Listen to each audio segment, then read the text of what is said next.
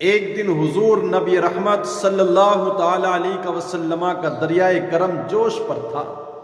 ام المومنین حضرت عائشہ صدیقہ سلام اللہ تعالی علیہ حضور کے پاس جلوہ فراز تھی، تشریف فرما تھی، تو حضور نے ارشاد فرمایا، عائشہ آج جو چاہو وہ پوچھ لو، جو چاہو وہ مانگ لو۔ اب ایک شوہر اور ایک بیوی کے درمیان جب اس طرح کی بات ہو تو پھر دیکھو میاں بیوی کا پیار اور محبت کتنے عروج پر ہو، اور پھر یار شوہر بھی کائنات کا مالک۔ کہا عائشہ جو چاہو وہ مانگ لو۔ جب حضور کا دریائے کرم، دریائے رحمت جوش میں دیکھا تو حضرت عائشہ صدیقہ سلام اللہ تعالی علیہ عرض کرنے لگی، میرے سرتاج اگر اجازت ہو تو کیا مانگنا ہے، اس کی لیے میں اپنے والد گرامی سیدنا صدیق اکبر سے مشورہ نہ کراؤں؟ تو حضور نے فرمایا اجازت ہے، جاؤ مشورہ کراؤ۔ حضرت عائشہ میں کے آئی حضرت صدیق اکبر کے پاس اور کہا، والد بزرگوار حضور کا دریائے کرم بڑے جوش پر ہے، اور اس طرح سے میرے سرتاج نے ارشاد فرمایا عائشہ جو چاہو مانگ لو، تو اب میں آپ کے پاس مشورہ کرنے کے لیے آئی ہوں کہ آپ مجھے بتائیں کہ اب حضور سے کیا مانگنا ہے۔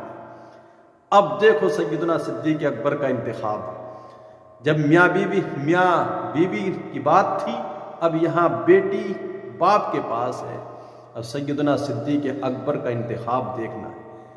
حضور نبی رحمت صلی اللہ تعالی علیہ وسلم کی اجازت کے بعد جب آئی ہیں، سیدنا صدیق اکبر نے کہا جاؤ حضور سے مانگ لو۔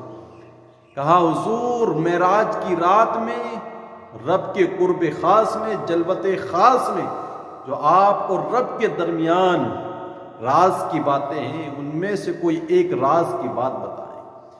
مشورہ کیا کیا مانگنا ہے، یہ طے ہو گیا بیٹی اور باپ کے درمیان۔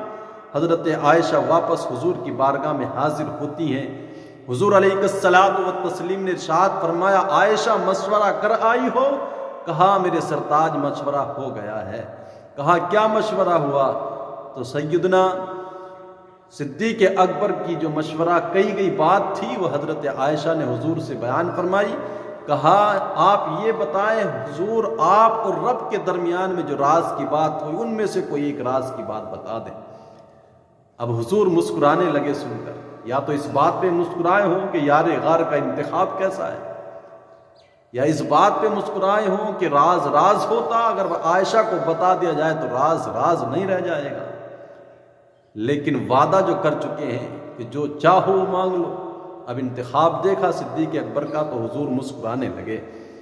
پھر حضور نے ارشاد فرمایا عائشہ ان راز کی باتوں میں بہت ساری باتیں تھیں، لیکن ایک بات ان میں یہ تھی کہ میرے رب نے فرمایا محبوب دنیا میں آپ کا کوئی امتی اگر کسی ٹوٹے ہوئے دل کو جوڑ دیتا ہے تو میں رب تبارک و تعالیٰ اسے بے حساب جنت عطا فرماؤں گا۔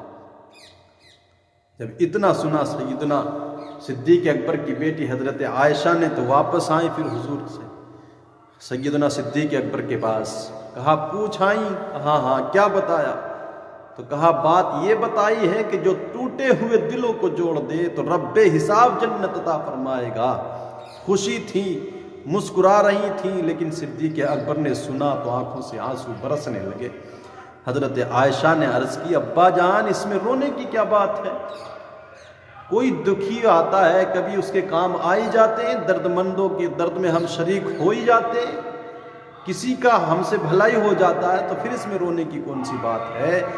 تو حضور سیدنا صدیق اکبر نے ارشاد فرمایا بیٹی عائشہ بات یہ ہے تم نے تصویر کا ایک رخ تو دیکھ لیا کہ بے حساب جنت اسے ملے گی جو ٹوٹے ہوئے دلوں کو جوڑ دے گا، لیکن تصویر کا دوسرا رخ بھی تو دیکھو، اگر کسی نے کسی کے دل کو توڑ دیا ہے تو رب پھر اسے بے حساب جہنم میں داخل فرمائے گا۔